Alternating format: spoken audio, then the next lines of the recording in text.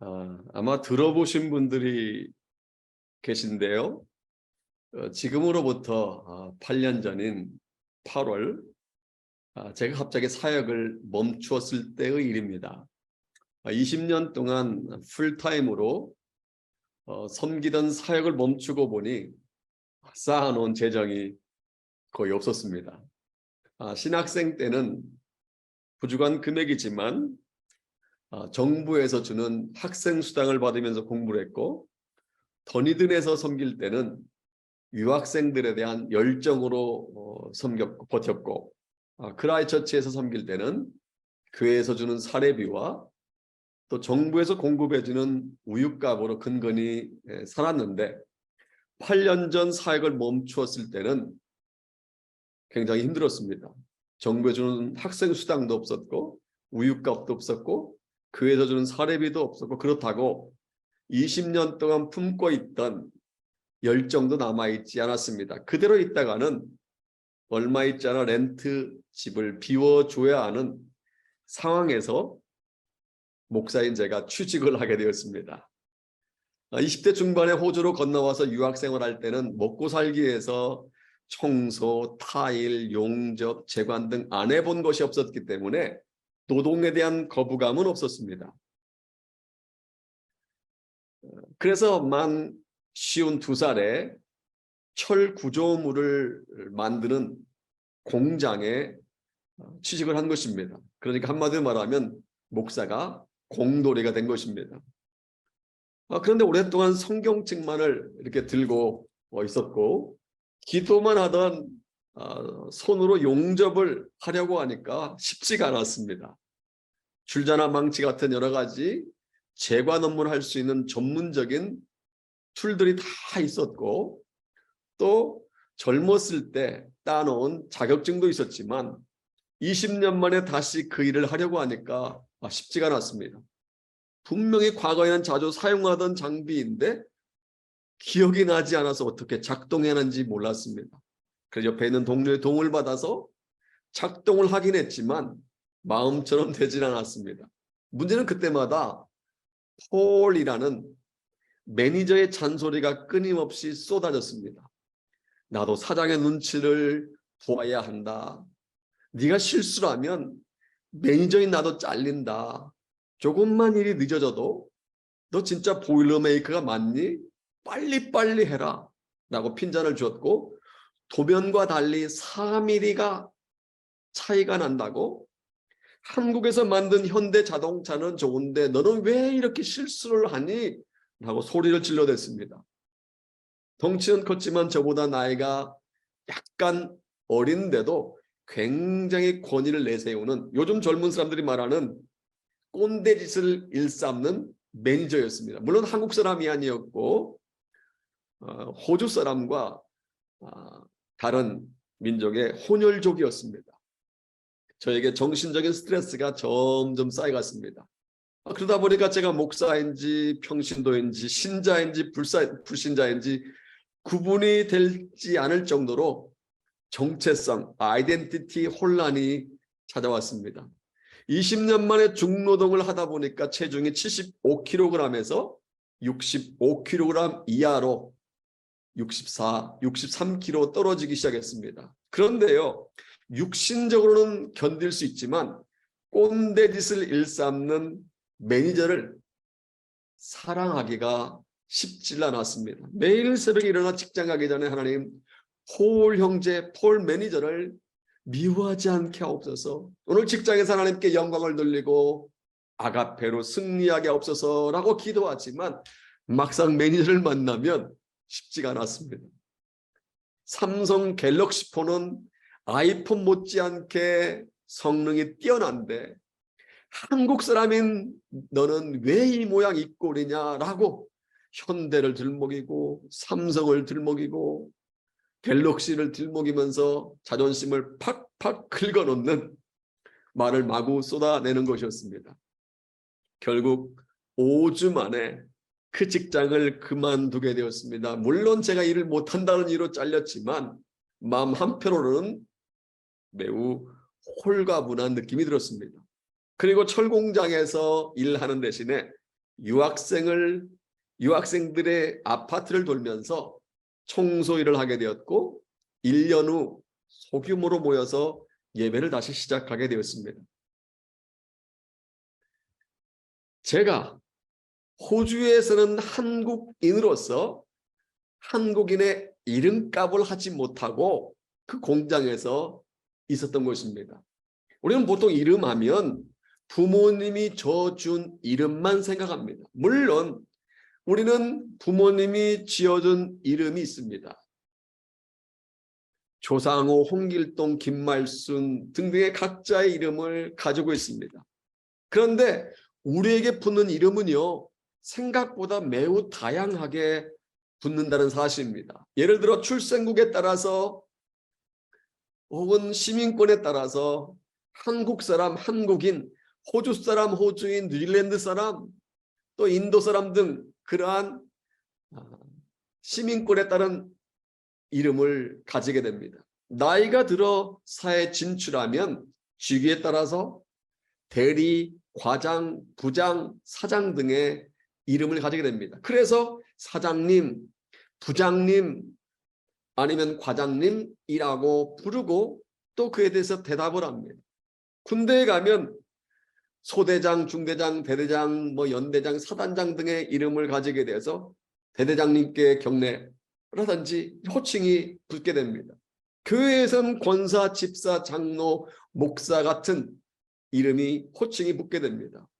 그리고 그 이름에 걸맞게 행동을 하면 뭐라고 말하는지 아십니까? 답다라고 말합니다. 예를 들어서 어느 회사 부장이 업무를 잘하면 저 친구는 말이야 부장답게 참 일을 잘한다니까 라고 말합니다. 저 김대희는 말이야 소대장답게 부하들 위한 희생정신이 매우 뛰어나 라고 말합니다. 이모 교장은 이모 교감은 교장답게 교감답게 학생들을 잘 정말 사랑하고 있어 라고 말하고요. 저 목사는 정말 목사답게 겸손해 라고 말합니다. 그런데 이런 말이 나오는 이유가 무엇입니까? 그 사람이 이름값을 하기 때문입니다. 그래서 답다라고 말하는 것입니다.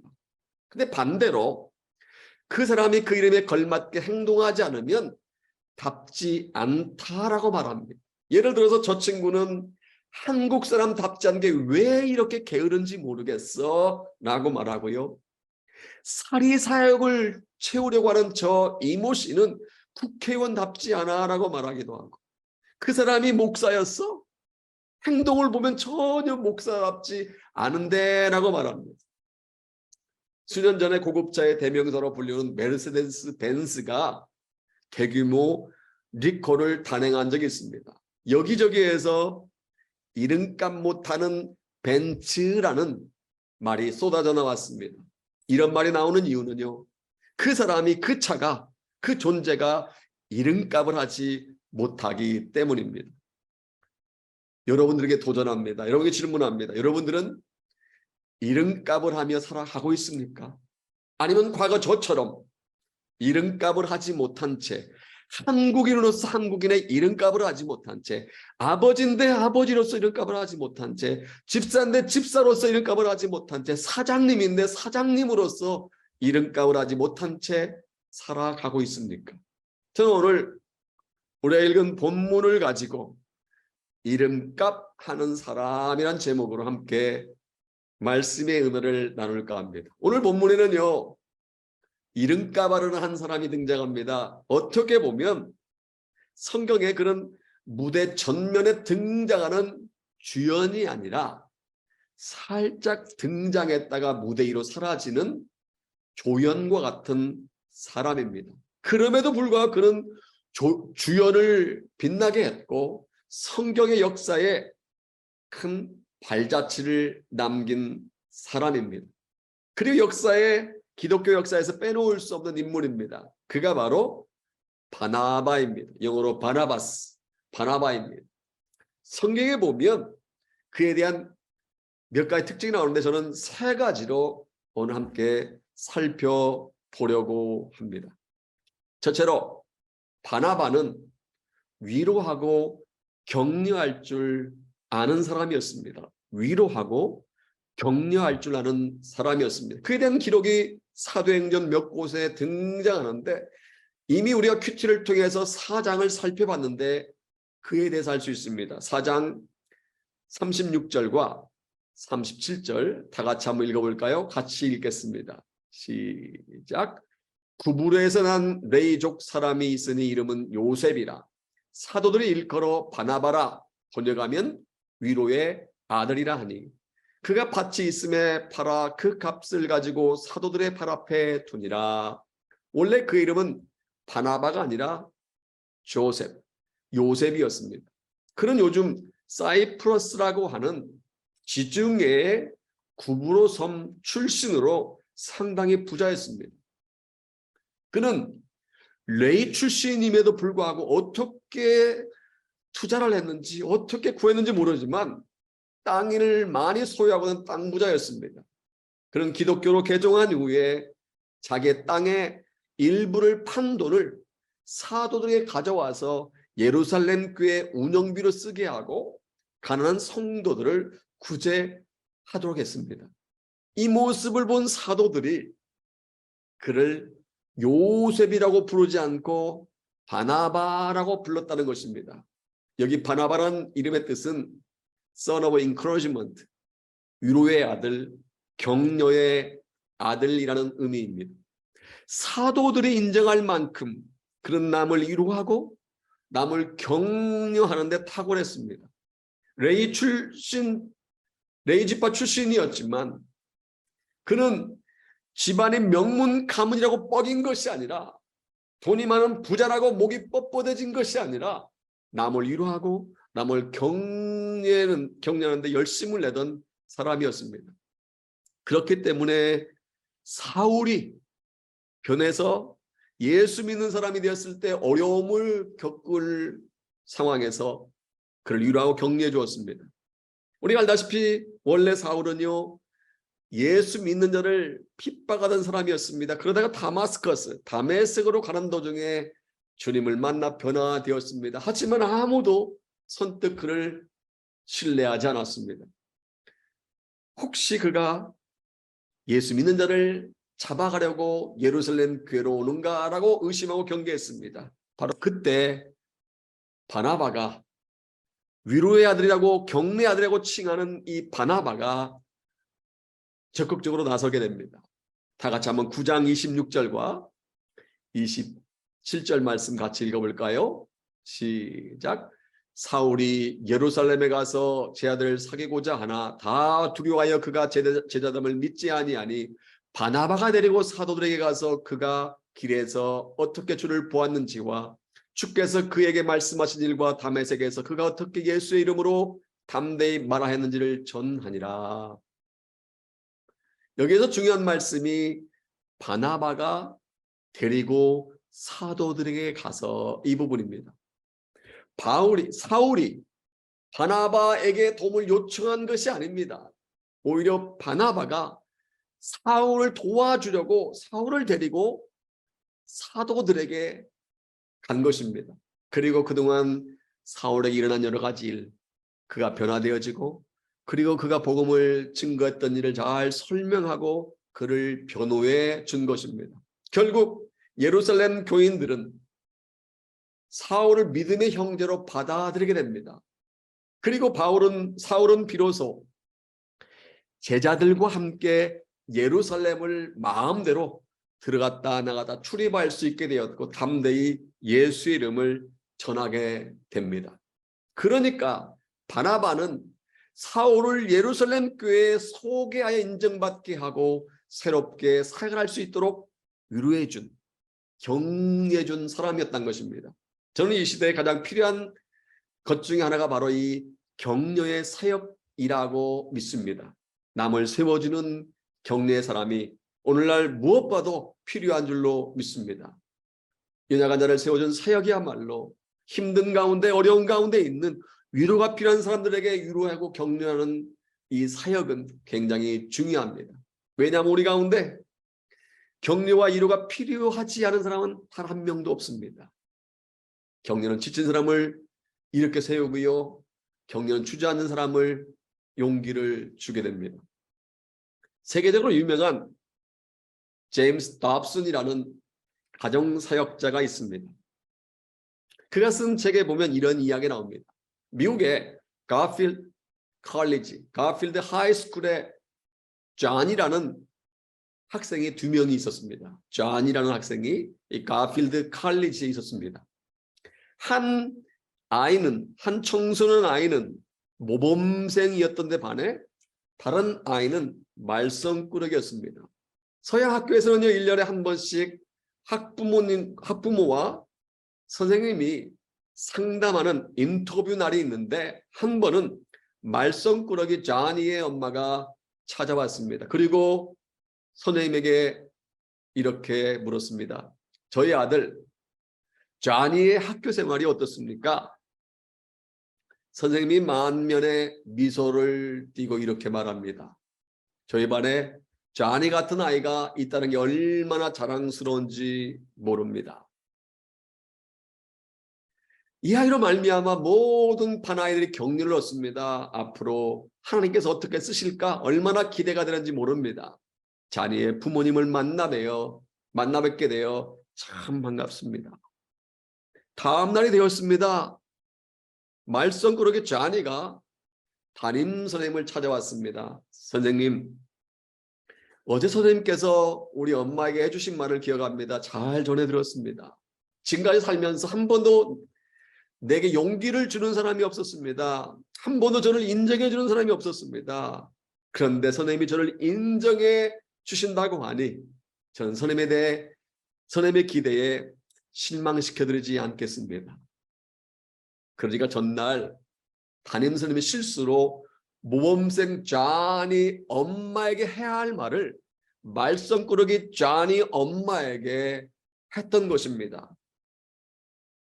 그래서 집에 가서 이 말썽꾸러기 존이 엄마는 말썽꾸러기 존이에게 말을 한 것입니다.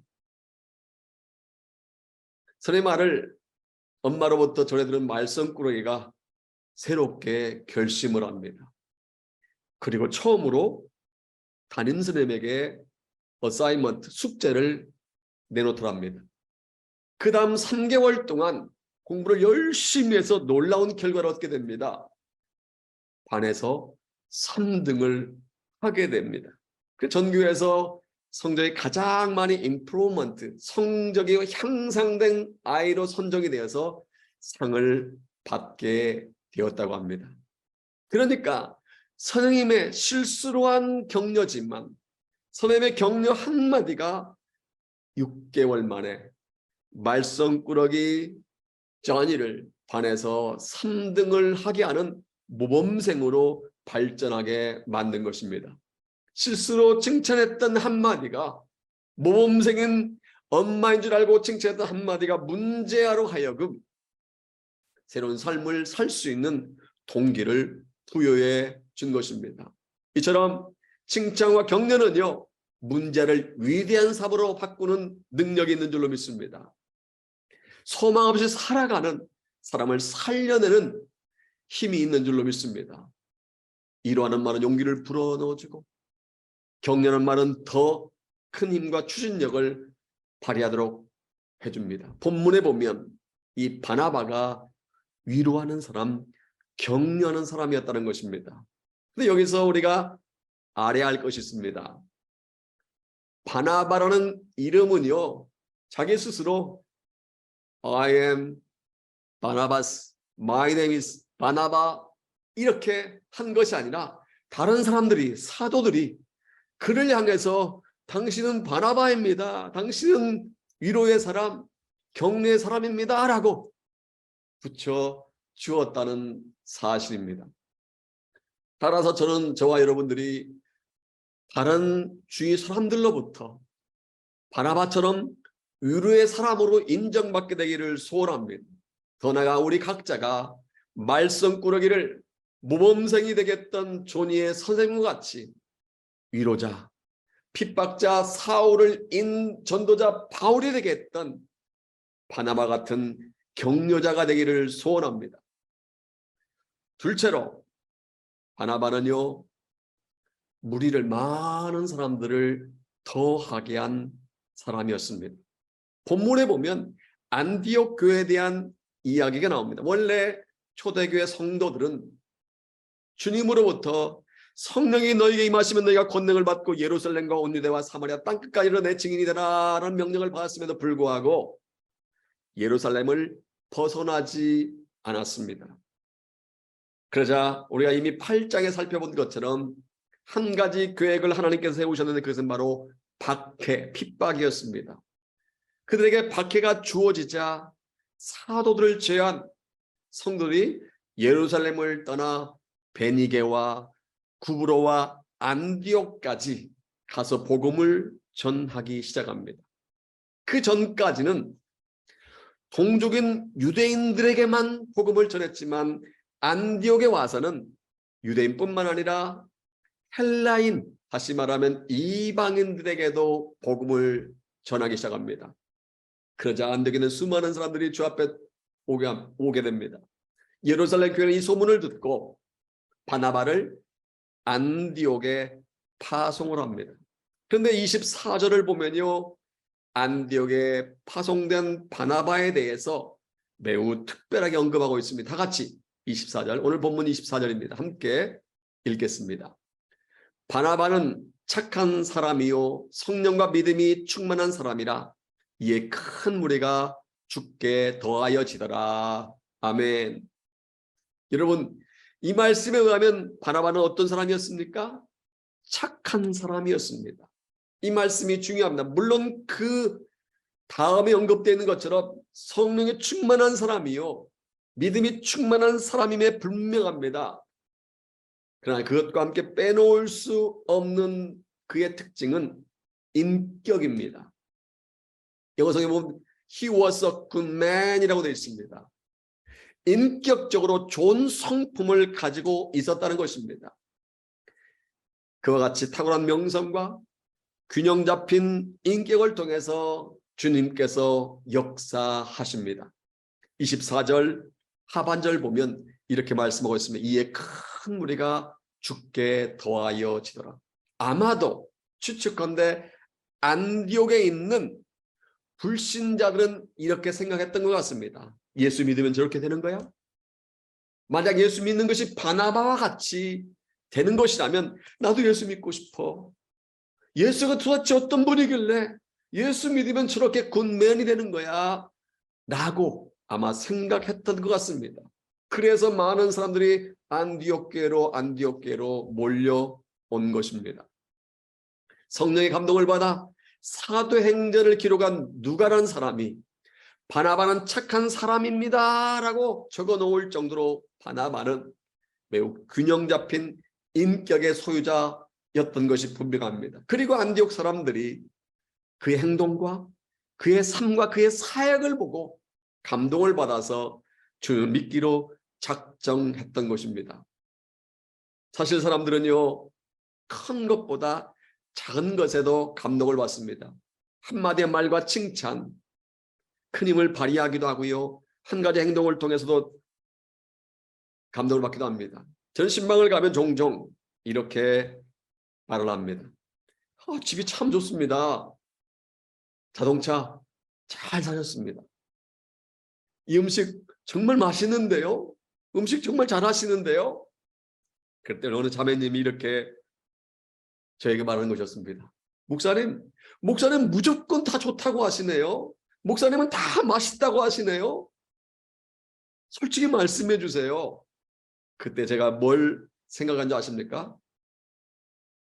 뭘 돈도 들은 일도 아닌데. 사실 그렇지 않습니까? 격려하는데 칭찬하는데 돈이 듭니까? 돈 한 푼 들지 않습니다. 그런데도 우리는 칭찬에 매우 인색합니다. 물론 인간이기 때문에 허점도 있고 단점도 보입니다. 그러나 아무리 단점이 많은 사람이라 할지라도 장점이 없는 사람은 없습니다. 한두 가지 장점은 다 있습니다. 따라서 우리는 상대방의 단점을 보고 부정적으로 말하는 대신에 한두 가지라 할지라도 장점을 보고 긍정적으로 말해야 합니다. 칭찬과 격려를 하면서 긍정적으로 말하는 사람들 옆에는 주위 사람들 몰려듭니다. 그런데 반대로 남을 비판하고 부정적으로 말하는 사람 주위에는 사람들이 모이지 않습니다. 왜 그런지 아십니까? 자기 자신도 언젠가는 비판의 대상이 될 수 있다는 것을 알기 때문입니다. 입만 열면 다른 사람 욕을 하고 비판하는 사람, 언젠가 내 욕도 하겠지라는 생각 때문에 그 사람을 자꾸 멀리하게 되는 것입니다. 또한 얼굴을 찌푸리고 세상 걱정 다 짊어지고 있는 모습을 보고 있는 사람을 좋아하는 사람은 그렇게 많지 않습니다. 그런데 그런 사람 주위에는 사람이 가까이 하지 않습니다. 반대로 얼굴에 환한 미소가 있고 주위를 밝게 해주는 사람은요, 사람들이 몰려옵니다. 그래서 요즘 치어링 리더십이라는 말이 있습니다. 치어링 리더십. 농구장이나 야구장 같은 경기장에 가면 치어 리더들이 있지 않습니까? 그들처럼 분위기를 밝게 해주고 미소도 짓고 이야기도 잘 들어주고 배려해주고 격려해 주는 사람이 되어야 한다는 것입니다. 오늘 본문에 등장하는 이 바나바는요, 치어링 리더십 소유자였습니다. 그의 행동을 통해 사람들이 감동을 받았고 그의 착한 행동을 통해서 큰 무리들이 주님께로 더해졌다는 사실입니다. 여기서 우리를 돌아봤으면 좋겠습니다. 우리는 어떤 것 같습니까? 바나바처럼 사람들을 주님께로 더하게 하는 사람입니까? 아니면 오히려 사람들을 주님으로부터 멀어지게 하는 사람입니까? 저는 저와 여러분들이 바나바 같이 균형 잡힌 인격의 소유자가 되기를 바랍니다. 바나바처럼 많은 사람들을 주님께 더하게 하는 저와 여러분 되기를 주님의 이름으로 축원합니다. 셋째로 바나바는 이 역사에 큰 영향을 끼친 사람이었습니다. 25절에 보면 바나바의 또 다른 장점을 볼 수 있습니다. 일반적으로 다 그런 건 아닙니다. 일반적으로 교회가 부흥하여 성장하면 목사는 그 자리에서 내려오려고 하지 않습니다.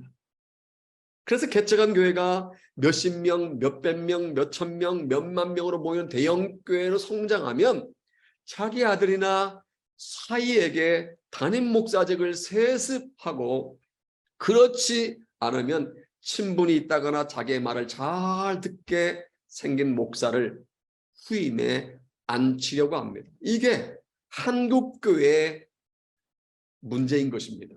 그런데 오늘 본문에 보면 바나바는 달랐습니다. 우리 다 같이 한번 25절과 26절 같이 볼까요? 같이 25절과 26절 읽겠습니다. 시작. 바나바가 사울을 찾으러 다소에 가서 만남에 안디옥에 데리고 와서 둘이 교회 1년간 모여 있어 큰 무리를 가르쳤고 제자들이 안디옥에서 비로소 그리스도인이나 일컬음을 받게 되었더라. 아멘. 이 말씀에서 욕심이나 사심이 없는 바나바의 모습을 볼 수 있습니다. 섬기는 교회가 부흥했을 때 바나바가 어떻게 했습니까? 자기보다 더 똑똑하고 자기보다 더 많은 배운 사울과 동역하기 원해서 사울을 찾으러 안디옥에서 다소까지 간 것입니다. 여기서 찾으라라는 이 말은요, 매우 많은 것을 내포하고 있습니다. 당시에는요, 요즘과 달리 핸드폰이나 전화도 없었습니다. 제대로 된 주소도 없었습니다. 교통편도 좋지 않았습니다. 아마도 추측컨대 안디옥에서 다소까지 가서 사울을 찾는 것이 쉽지는 않았을 것입니다. 그런데도 바나바는요, 북서쪽으로 13km 떨어진 다소에까지 가서 사울을 어렵게 찾아낸 것입니다. 그리고 사울을 데리고 온 후 1년 동안 안디옥에서 함께 교회를 섬긴 것입니다. 그러자 안디옥에 난리가 났습니다. 그리스도인이라는 호칭이 생겨난 것입니다. 여기 그리스도인이라는 단어를 아십니까? 헬라어로 크리스티아노스입니다. 영어로 크리스찬. 이 말은요, 그리스도를 뜻하는 크라이스트와 출신을 뜻하는 IAN 이 안의 합성어입니다. 그러니까 그리스도인이란, 크리스티아누스란 그리스도께 속한 사람, 그리스도를 따르는 사람, 작은 그리스도라는 뜻입니다. 예를 들어 우리가 저는 한국인입니다 할 때 I am a Korean 할 때 뒤에 AN이 붙지 않습니까? 어디에 속했다, 출신이다 이 말입니다. 크리스찬이란 그리스도께 속했다, 그리스도를 따라간다, 작은 그리스도, 작은 예수다 이 말입니다. 여기 하반 26절 하반절에서 눈여겨보아야 할 말씀이 있습니다. 누구를 향해 크리스티아누스라고, 그리스도인이라고 불렀습니까? 안디옥 교회 성도들을 향해서 그렇게 부른 것입니다. 누가 그렇게 불렀습니까?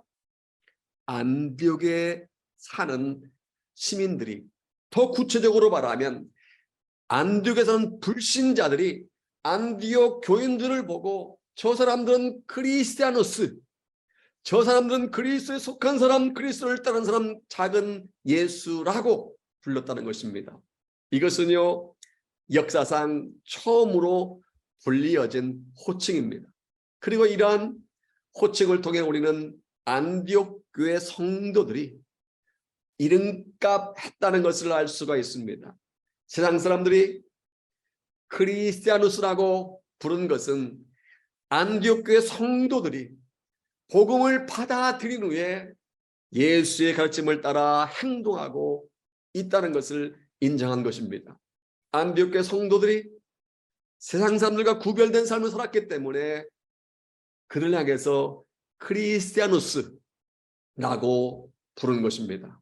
그리고 이러한 호칭이 나오게 된 배경에는 누가 있었다고요? 오늘의 주인공 바나바가 있었던 것입니다.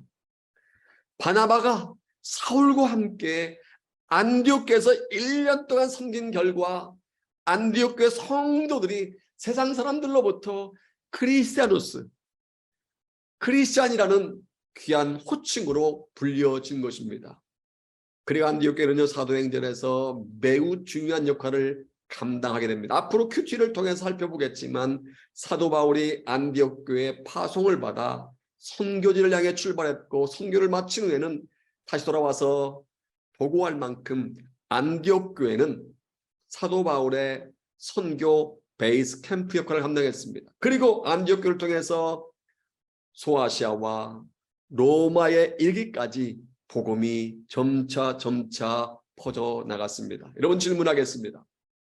누가 핍박자 사울을 위대한 사도 바울이 되겠습니까? 첫째는요, 하나님의 은혜이고 둘째는 바나바의 덕분입니다. 사울이 바울 될 수 있었던 것은 바나바 덕분입니다. 바나바 덕분에 예수를 믿는 사람들 핍박하던 사울이 사도들에게 인정받을 수 있게 되었고 아시아와 로마 이르기까지 복음을 전할 수 있게 되었고 신약성경 27권 중에 무려 13권이나 기록하는 위대한 사도가 될 수 있었던 것입니다. 여러분, 누구 덕분에 안디옥 교회가 세워졌고 누구 덕분에 안디옥 교회 성도들이 크리스티아누스라는 귀한 호칭으로 불려졌습니까? 첫째는 하나님의 역사이고 둘째는 바나바의 덕분입니다. 누구 덕분에 안디옥 교회가 선경 교회로 쓰임받게 되었습니까? 첫째는 하나님의 도우심이고 둘째는 바나바 덕분입니다. 이처럼 바나바는 사람을 살리고 일꾼을 세우는 사역을 감당한 줄로 믿습니다. 바나바는 2000년 기독교 역사에 큰 영향을 끼친 인물인 줄로 믿습니다. 오늘날 우리 교회에도 우리 가정에도 우리 사회에도 이 바나바 같은 인물이 필요한 줄로 믿습니다. 사랑하는 하모니 가족 여러분, 이제 한 이야기를 소개하고 말씀을 맺겠습니다. 아마 세계사를 공부하신 분들은 아실 것입니다. 세계 역사는 굉장히 다이나믹하게 지나지 않습니까? 예를 들어서 아시리아라는 나라가 있었고 바벨론 제국이 있었고 헬라 제국, 마케도니아 제국이 있었고 로마 제국이 있습니다. 그런데 마케도니아의 황제 알렉산더 대왕에 관련된 재미있는 일화가 있습니다. 알렉산더 대제가 거느리는 군대 사병 중에 알렉산더 대왕과 똑같은 이름을 가진 졸병 하나가 있었습니다. 동명이인이었습니다.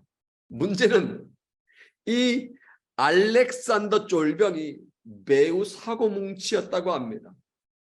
그래서 이 졸병의 잘못된 행실로 말미암아 대왕의 이름에 누를 끼치게 되었습니다. 이 졸병이 실수할 때마다 상관들이 기합을 주면서 이 알렉산더 이놈! 하고 매질했답니다. 어느 날 알렉산더 대왕의 귀에 이러한 보가 들려왔습니다.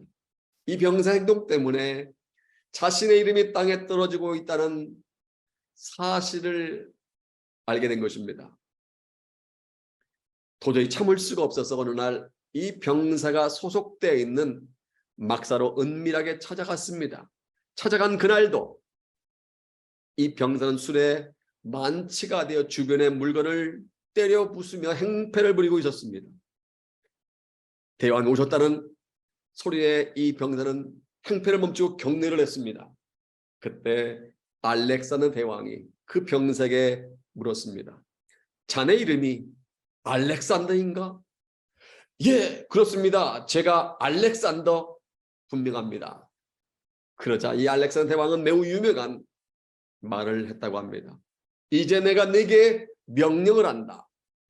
두 가지 중에 하나를 선택하라.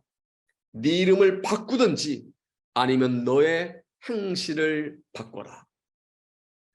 이제 내가 네게 명령한다. 두 가지 중에 하나를 선택하라. 네 이름을 바꾸든지 아니면 네 행실을 바꿔라. 중도일보 2004년 12월 24일자 이름값, 나이값이라는 제목의 칼럼에서 읽은 몇 줄을 제가 적어봤습니다. 오래전에 적어놨는데 말씀을 준비하면 생각이 나서 다시 한번 그것을 꺼내 읽어봤습니다. 이름이 사람을 만드는 것이 아니라 사람이 이름을 만든다는 것을 알아야 한다. 다시 한번 말씀드립니다. 이름이 사람을 만드는 것이 아니라 사람이 이름을 만든다는 것을 알아야 합니다. 정치인이든 종교인이든 인정받고 존경받는 것은 다운 행동을 하느냐 못하느냐에 달려 있는 것이다.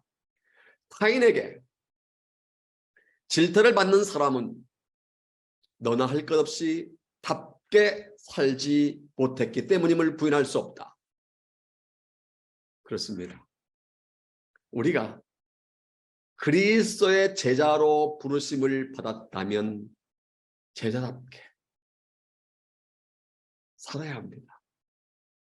하나님의 백성은 하나님의 백성답게 품위와 인격을 갖춰야 하고, 성도는 성도답게, 목사는 목사답게, 정치인은 정치인답게, 경제는 경제인답게, 어머니는 어머니답게, 자식은 자식답게 살아갈 때 교회는, 가정은, 사회는 아름답게 변화될 것입니다. 그리고 세상 사람들이 우리를 그리스도인으로, 우리를 참 크리스찬으로, 우리를 참 목사로, 성도로 인정하게 될 것입니다.